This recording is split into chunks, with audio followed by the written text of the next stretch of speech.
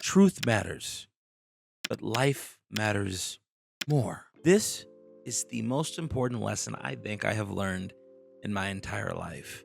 Now, I know at first glance that makes absolutely no sense within the context of Fortnite, but by the end of this video, you guys are going to completely understand what I mean by that sentiment. Last week, Sypherpk put out a video that sent ripple effects throughout the entire Fortnite community, and it was one that we needed from him for a very long time.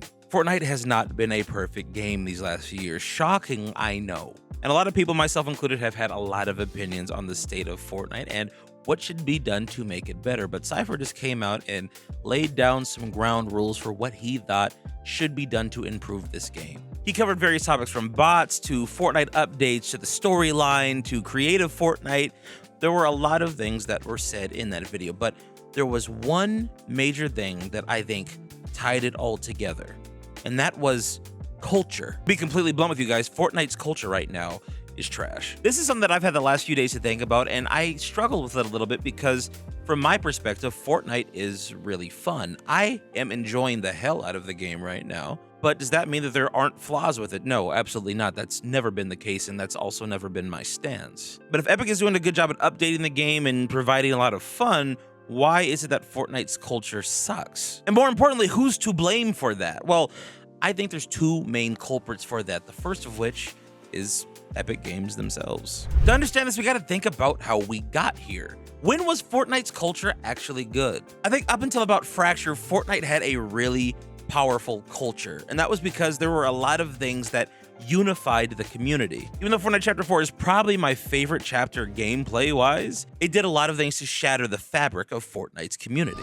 Think back to the first 3 chapters of Fortnite, there were a lot of things that were focused around unifying the community together in different ways. We had a lot of community events where people could vote on changes that would be made in Fortnite in real time, whether that be a structure that was added into Tilted Towers or a new cosmetic that was going to get added into the item shop. Or let's go back even further, what about the block? A section of the Fortnite island that was dedicated to the community creating a brand new POI. These were things that unified us all together. Heck, even the live events and the storyline were a unifying experience. And listen, when it comes to that last one, it's not like we don't have live events now, but there does seem to be a lack of charm when it comes to the overall approach to live events. And it's not because they're not done well. There's that underlying fabric that's missing, and I think part of it has to do with the storytelling. But I think the other part of it has to do with how the live events are promoted. A lot of people don't even realize that live events are happening, and although Epic has made changes to fix this, there have been a lot of live events that have happened over the last year where people didn't even know that they were coming up because of a lack of promotion. But my point here is not to harp on live events. What I want to get across is that in the first 3 chapters of Fortnite, there did seem to be a series of unifying experiences, things that the community were a part of that made them feel like they had an impact on the greater Fortnite culture. And listen, it's not that we didn't have disagreements, but we were far more unified than we are now. The community in many ways seems kind of segmented or segregated, and it makes sense when you start adding so many modes inside of the game. The thing is, Fortnite has reached a point where there are so many different reasons why people come to the game now, from the collabs to the different metaverse experiences, BR, Reload. There are so many reasons why people play this game now, and because of that, because of their initial inception into Fortnite, it gives them a different perspective on what makes this game good and what changes they think should be made to make the game better. Now, I'm not saying that the metaverse has ruined Fortnite and it should be removed altogether. No, far from it. The metaverse is here to stay. It's a part of Fortnite, and it should not be removed. It can't be removed at this point. It has too many people that are fans of the various modes. But what I will admit is that I think the execution of it not only was rushed, but I don't think had that unique Fortnite spin that a lot of us had come to be attracted to the game for. I think it would have been better if each metaverse mode was released one at a time through each season that came out over the course of Chapter 5. I also think it would have been cool if there was a storytelling or live event experience that tied each one of the modes together, like you were traveling throughout the Omniverse, not just between the Fortnite islands, but between all these different realities where you can experience these different things. After the Big Bang resets, maybe it puts us in a reality where we are focused on playing rocket racing. And then in Season 2, we go to Festival. And then in Season 3, maybe that's when we play Lego for the first time. Not only would that have given each one of these modes a bit more time to cook in the development chamber, but it also would have unified the community a bit more in one big shared experience that would have generated hype for each one. We could have all been wondering what the next mode would have been. Unfortunately, Epic wanted to roll everything out at once, and I could understand why they did that, probably because they were under a strict time frame between all the collabs they had that they had promised people that were going to incorporate their IP with the various modes. But listen, a lack of community events is only one thing that I think Epic did that kind of destroyed some of the culture or the feel of Fortnite. The other thing that I think was really damning was to their main mode, which was adding so many bots into Battle Royale. Now listen, we've had the bot conversation on the channel recently, but I think I want to be a little bit more firm in my stance here when I approach this topic. I understand the necessity of bots, especially when it comes to filling in lobbies between all the different modes that there are across Fortnite. Think about it. Just between Battle Royale, you've got builds and zero builds. Each one of those modes has to be split between solos, duos, trios, and squads. On top of that, those modes are further split between all the different regions. And both of those modes also have a competitive variation on top of it. This is not including Reload or OG. I remember earlier this year, I told people that I had a concern about the player base being further split between OG and main BR, and the amount of backlash that I got from that was crazy. But now, after experiencing the severe amount of bots that have just overwhelmed us inside of the game, I think it kind of proved my point a little bit. The more modes you add to Fortnite, the more segmented your player base is going to be. It's just that simple. To think that people that enjoy OG are only going to ever play OG is delusional. Those people are also going to play Chapter 6, and they're also going to play Reload. Heck, some of them are probably going to even play LEGO and some of the other metaverse modes. But the point is, their attention is being diverted between all these different experiences. In many ways, Fortnite is competing with itself. But let's get back to BR and talk about the bot issue specifically. One of the things that's amazing to me is how many people actually want to advocate for more bots inside of Fortnite. Listen, I am all for having an option to toggle bots on, having an experience where you can just kind of roam around the Fortnite island, get some practice in, shoot bots all day, explore the map and all the little Easter eggs. I think that a mode like that would always have utility. It'd be fun to shoot videos and something like that, even for content creators. But to use the average skill of the player base as an excuse to have bots in, I do not think is the right mentality. People say the reason why they want bots inside of Fortnite is because they don't want to fight sweats all day, but those are two different extremes. The only solutions are either fighting people that are insanely better than you or fighting NPCs. Those are the only two options that we can come up with. I think the solution is twofold. On one hand, you make an experience where people could load into bot lobbies intentionally, and on the other hand, you fix skill-based matchmaking. I don't know what the current model for skill-based matchmaking is. I don't know how it works now, but I will tell you this, it definitely needs a revamp. Some days if I'm on a losing streak, it seems like Fortnite puts me in bot lobbies. It's like they're patting me on the head saying, it's okay, we'll get you a win. But here's the problem I have with that. Not only does that feel condescending, but it also rips me of the true experience of getting better at Battle Royale. And this is what I think people need to remember. Fortnite, Battle Royale, really any Battle Royale experience is a PvP experience by nature. You are loading into this game to fight other people. And really, it's not just exclusive to Battle Royales, but any shooter. I don't play Call of Duty to fight bots. I don't play Halo to fight bots. I play those other shooter games to fight real people. I know that if I go into Call of Duty, there are going to be people with 10, 15 years of experience that have been playing that game the entire time. And guess what? They're probably going to kick my ass. And you know what? That's okay, because what you find out is that over a short amount of time, you start to get a lot better at the game. I remember in Fortnite Chapter 2, when I became a content creator, there were so many of my followers that started playing in Chapter 2, way after I did. And guess what? Their skill far eclipsed mine because they put in a little bit of time to actually get better. And even for me as an average player with an average skill level, I can still survive in sweatier lobbies. But I'm getting away from the real point that I'm trying to make here. When you play in lobbies with bots and you win, that's not a victory. That is a participation trophy. And listen, I know that that's an uncomfortable truth that a lot of people do not want to hear, but if you think that winning against bots is an actual dub, it's not. You were given that because you weren't good enough to fight real people. This is what people were talking about for the first couple of days of OG. Fortnite felt intense in a way that it hadn't felt in a long time. Even I caught my hand shaking when I got into a top 3 situation in OG.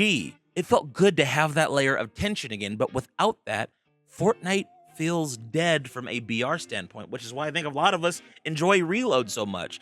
Yeah, there are bots in Reload, but it's not as egregious as BR. If Epic can figure out a way to make the Battle Royale experience more intense and more meaningful, I think even the players that enjoy bots, I think they would even enjoy the BR experience a little bit more over time. It feels far more rewarding to win when you know you did it against actual players instead of being alive in the final circle and finding out that you won because a bot died to Storm. Finally, when it comes to Epic kind of killing the culture of Fortnite overall, I think a lot of it has to do with competitive versus casual play. This is something that my boy Jojo Zaya pointed out to me, and I wasn't sure if I agreed with it at first, but the more I thought about it, the more it made sense. Casual Fortnite players don't have as many experiences to keep them engaged like the competitive players do, or like casual players used to back in the day. For example, the only types of tournaments that are available right now are competitive tournaments. Things like the Mr. Beast tournament in Fortnite Chapter 4 or Lachlan's Pickaxe tournament back in Chapter 2 were experiences that the average everyday Fortnite player felt like they had a chance to win. And the cool thing that Jojo pointed out to me is that like Fortnite doesn't even need to give out cash prizes every time for these tournaments. If it was just a cool edit style for a skin or some exclusive cosmetic that could be won with some kind of wacky tournament idea, that would just make it more fun for the casual player. Another thing I also think Epic needs to do is focus on tournaments that are good for the casual viewing audience. Listen, the competitive crowd is always going to have FNCS. That is beautiful. They should never get rid of that.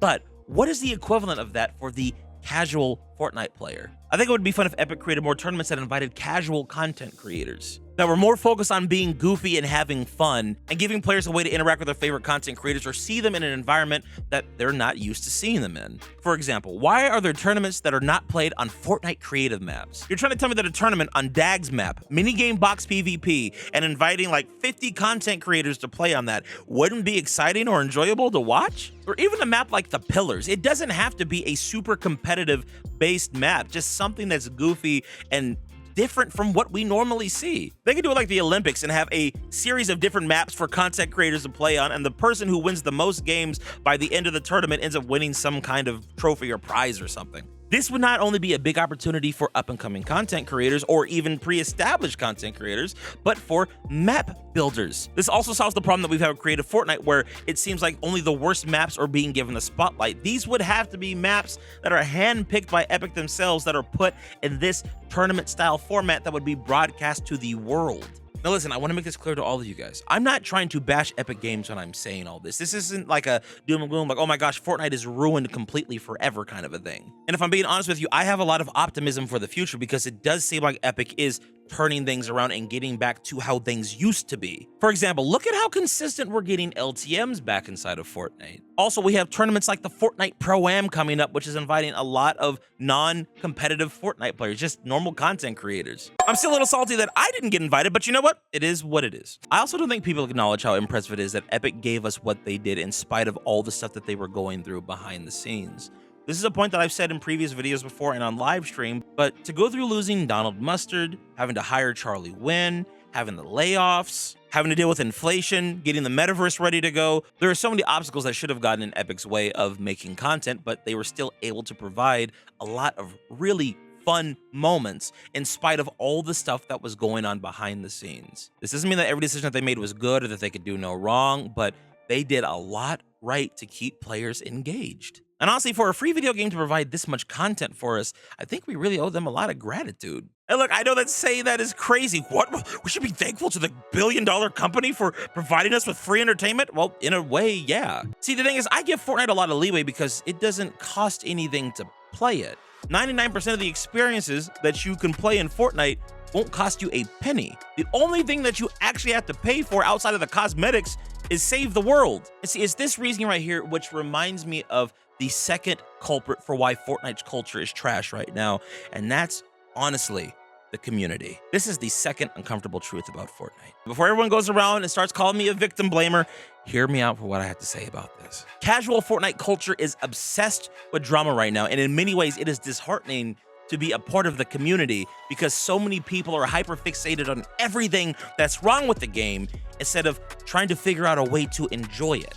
Now, to be fair, part of the reason for this is because Epic has not been providing enough experiences for the casual Fortnite culture to latch onto. Whether that be the community-focused events that I talked about earlier, or the casual-based tournaments that we just talked about. Both of those are very important to keep the casual Fortnite player base happy, as well as the content creators.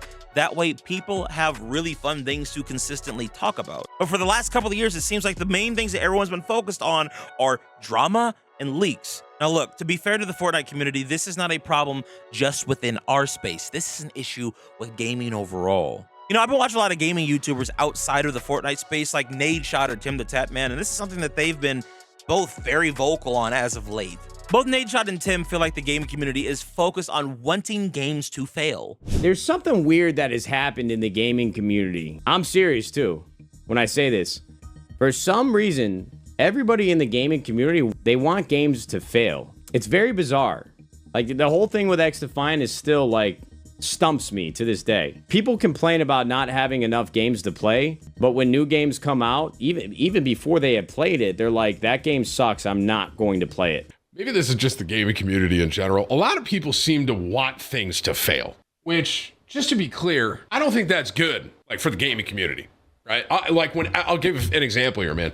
When XDefiant canceled, right, and they shut down, I saw people being like, yeah, dude, saw that coming. They didn't have a chance, bro. You know, thank God XDefiant's got, like, I don't know where there's become this, like, desire for games to fail. So I don't know why people want Call of Duty to fail. And listen, just from being in the Fortnite space, I think that that's true. I can't tell you how many people I've seen or heard talk about how the metaverse should have never happened, or the metaverse should be completely removed from Fortnite. It's killing Fortnite, when that's the furthest thing from the truth. It's not the metaverse that's killing Fortnite, it's poor culture right now. And we, the players, have a lot to do with that. You know, it's sad, but my most viewed video this year is one about the Nick A30 drama, and that doesn't surprise me. Drama content is doing well on YouTube overall right now. One of the things that Sypher pointed out in his video last week is that there hasn't been a new content creator that's come up through the ranks to stardom in the last few years, and he's right. You could blame part of that on people's lack of interest in Fortnite, but I also think a lot of that has to do with how the YouTube algorithm works now as well. That's not entirely to blame on Epic or even the Fortnite community. YouTube in all niches is harder to grow on, and if you're not doing content that's based around drama or vice, it is really difficult to grow. I think in the last year, the Fortnite community has been more fixated on talking about what's wrong with the game rather than figuring out how to have fun with it. This is what I mean when I say that truth matters, but life matters more. I want you to think about it like this. Remember back in the OG days when you would watch streamers playing Fortnite, how that felt? How everyone seemed to be excited about the game. You would watch Ninja, Daquan, Myth, Lachlan, Laserbeam, Tim, Dr. Lupo, Nick Merckx, whoever, and you saw how much fun they were having with their friends. That fun was infectious, and it made you want to play the game with your friends and enjoy some of those experiences for yourself. Watching larger content creators is how you got good at the game, and it was also just a joy to be a part of the community at that time. Now, that's not to say we didn't have disagreements, that there wasn't drama, or that there weren't flaws with the game, but in spite of those things, people were more focused on how they could have fun with Fortnite. And see, that's the main thing right there. Video games at their core are about having fun. And the fun is the life aspect of this conversation. The life part of truth matters, but life matters more. When you see that truth matters, but life matters more, it means that it is important to keep opinions and perspectives that are grounded in reality, that focus on the truth of a situation. But if expressing those truths don't result in practical outcomes, then they're dead and pointless. They give no life or meaning to the greater context of what you're trying to achieve, which in the context of video games is having fun. Drama in the Fortnite community has been shrouded by entertainment, all for the purpose of making the drama seem intellectual. We want you to know that Fortnite is a crap game, that Epic Games is trying to take advantage of you, and that they don't care about their player base. They never listen to you, and quite frankly, they're just lazy with all their decisions because they only care about money. The content creators at the top are disingenuous and are paid by Epic Games. They never share any real opinions or care about their communities. Everything is done to keep their cushiony paychecks with Epic Games because they're all bought and paid for. And listen, if you don't agree with my based perspective, then you're just as delusional as the content creators that sit there and glaze Epic Games all day. Because with the current state that the game is in, how could it be possible that anyone could have any fun with Fortnite right now? Epic has done everything to strip the game's identity away. It's hopeless, it's completely pointless, and until Epic Games makes the decisions that we want done, well, the game is gonna die. Do any of those perspectives or narratives sound familiar to you at all? Now, you as the viewer, when you hear people talk about that, do those people sound like they're having any fun with the game? Does their content reflect them having any joy or fun, or even giving some kind of nuanced opinion as to how you might be able to have fun in the current situation? Or is it all just doom and gloom? Guys, I'm gonna be totally honest with you. One of the problems that I had with my own Fortnite content at the start of this year was trying to figure out how I could talk about what's wrong with Fortnite. And that happened on two fundamental levels. One, for me personally, just my overall mental health, my soul, how I was feeling about being a content creator, it wasn't healthy. Because focusing on everything that's bad with the game really strips away from any of the fun that I could try to have with it and my community. From about October of last year to February of this year, I was involved in different dramas and controversies, some that were because of things I had said and done, and also some of it because of things that I had been dragged into. It felt like overnight, the Fortnite community had become even more toxic than what they were during Fortnite Wrecked. Whether it be Twitter, YouTube, TikTok, people were just constantly angry, looking to get a gotcha moment over on somebody else. Being honest with you, as a content creator, that gets tiring. The other thing I started to realize was that a lot of the problems that I had mentioned in Fortnite Chapter 5 were actually resolved in Chapter 6. We were getting far more consistent updates. The metaverse did not seem to be interfering with the Battle Royale experience like I had initially thought it might be. They gave us hit scan back. Reload was reload and amazing. I mean, granted, they gave us that in Chapter 5, but they just kept making it better. Overall, I looked at the grand Fortnite landscape and I'm like, you know what? For the most part, I'm enjoying the stuff that they're putting out. And so with that, I made a decision. I told you guys this at the beginning of the year, but I wanted to show people how to have fun with this game. And even when I look back at some of my older commentary content, that's always been the focus. In spite of the flaws, I want to figure out how to have fun with this game. During some of the worst Fortnite seasons, I have had some of the most fun. Here's what I want you guys to understand and think about when it comes to your own personal lives and your own enjoyment when it comes to Fortnite, when we're talking about this life aspect. Remember, truth matters, but life matters more. Is it true that Epic Games' vision for Fortnite has shifted from the OG days? Yes. Is it true that some aspects of Fortnite's culture have been ripped away? Yes. Is it true that the UI is still bad? Yeah, okay, that one's still a problem, yeah. Are bots a big issue inside of Fortnite currently? Yes. Are you and the other people that are so fixated on the negatives of Fortnite currently having fun? And see, that right there, that's the point. Now listen, I can already hear the rebuttal. Well, Clark, it's so hard to have fun with Fortnite when the game is just completely trash as it is and Epic Games just ruined everything. Okay, real quick, a couple of points to that. You're trying to tell me that Epic Games has ruined Fortnite so much that there is not a single conceivable experience inside of Fortnite as it exists right now that you could possibly have fun with. There's not one mode that could actually bring you joy by playing the game. Not one. Point number two, let's assume for a moment that that's correct, that Fortnite is ruined so bad to the point where it's unplayable to you. If that's the case, why are you still playing it? Or if you're not playing it, why are you so engaged with Fortnite content? Listen, guys, if I think something's trash, I'm not going to engage with it, even the content. Let me give you an example. There's a video game that I used to absolutely love. I played it longer than I played Fortnite. I used to love playing it with my friends. It provided some really great memories for me and my family.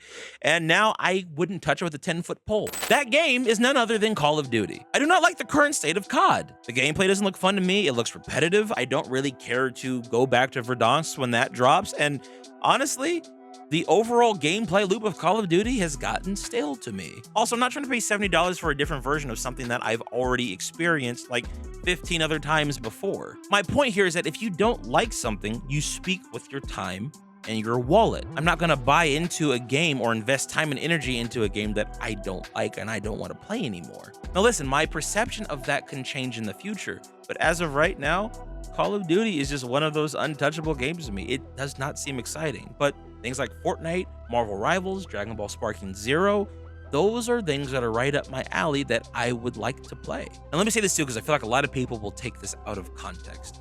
I am not saying that people should not critique the game. As a matter of fact, I think people should critique Fortnite, but it's how we approach our critiques that's very important. There's a really cool clip from Tim the Tatman that I found recently where he was talking about an experience that he and Ninja had with some of the Call of Duty devs.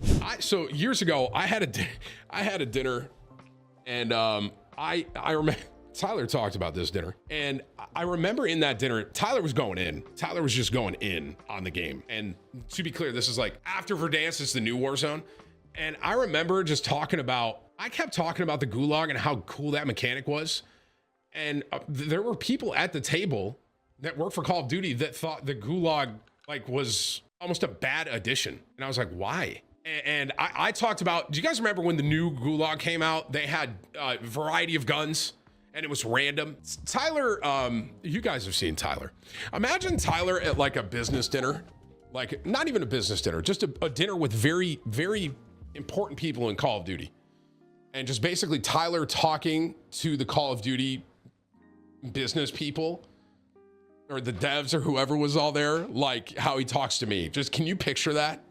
Yeah, it didn't go well. I think we have criticisms about how Fortnite should improve their game. If we want to maintain a healthy culture for this community, there's a few things that we need to keep in mind. Number one is how you express and explain it. If everything is presented with a certain level of venom, like this mentality of how dare Epic Games do what they did? Are you guys stupid? You just want to ruin all of our lives. You killed my dog, Epic. Like, that's how I legit feel some people sound when they talk about what's wrong with Fortnite. That is not the way to express yourself, to rally change, to get what you want done. An extreme example of this, which I don't see from content creators, by the way, but an extreme example of this is when we start doxing employees because of decisions that have been made. I think another thing that people need to keep in mind is that sometimes the changes that you want or the things that you perceive as fun are not necessarily what someone else is going to think is the best change for Fortnite. The thing about trying to balance an online PvP video game that's been around as long as Fortnite is that it's insanely difficult. What did we talk about earlier? People have come to this game for so many different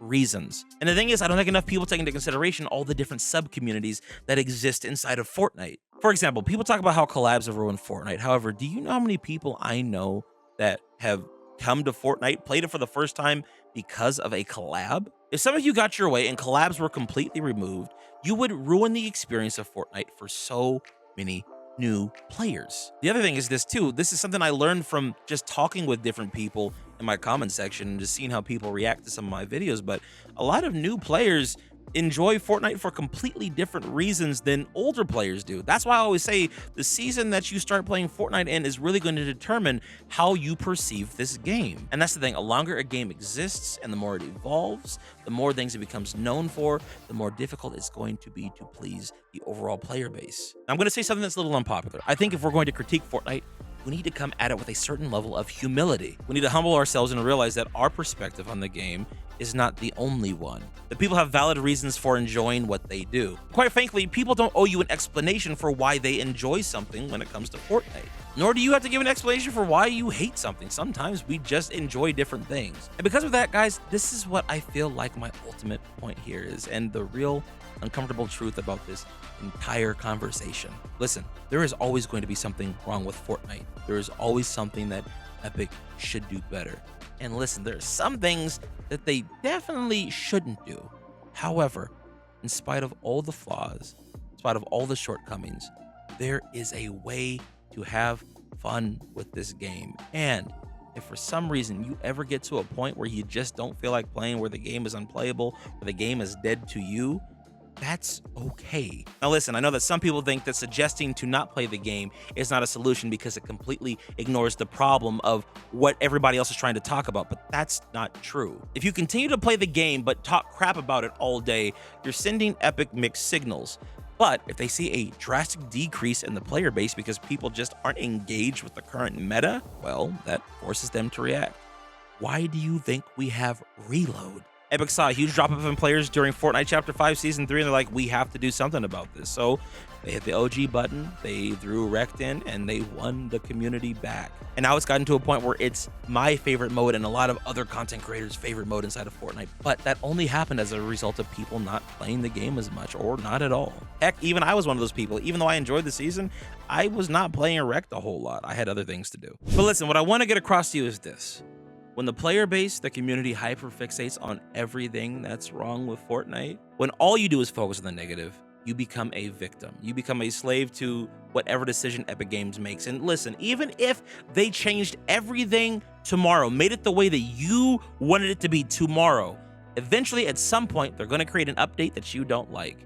And you've got one of two options. You can either figure out a way to adapt and figure out how to have fun with it, or you can throw your hands up in the air and be upset about it all day. And listen, in closing, let me ask you this question. Would you rather be the person that's always focused on what's wrong with Fortnite, always upset at the updates or the changes that you don't like, that you feel are the most egregious? Or would you rather be the person that figures out a way to have fun in spite of the flaws? Worrying about all the flaws and all the ways in which Fortnite can be ruined in the future doesn't solve anything. It just creates a worse culture for Fortnite players as a whole. But let me tell you what does solve the problem. Figuring out how to have fun with something, even when it's not at its best state. Now listen, this is something that I want you all to learn. Saying that you're going to have fun with something in spite of the flaws doesn't mean that you're ignoring the problems. In fact, it actually means the complete opposite. It means that you recognize the flaws for what they are, but you're going to figure out a solution for yourself. You're not going to sit here and wait for Epic Games to solve all the problem, or figuring out how they're going to make the game exactly how you need it to be right now. Sometimes you have to realize that you can't wait around for Epic Games to make the game better for you. You're going to have to make it better for yourself. And I think if people recognize that uncomfortable truth, Fortnite will become a lot better for them in the long run. Remember, that truth, it matters, but the life that you live, the enjoyment that you have with the game, that matters more.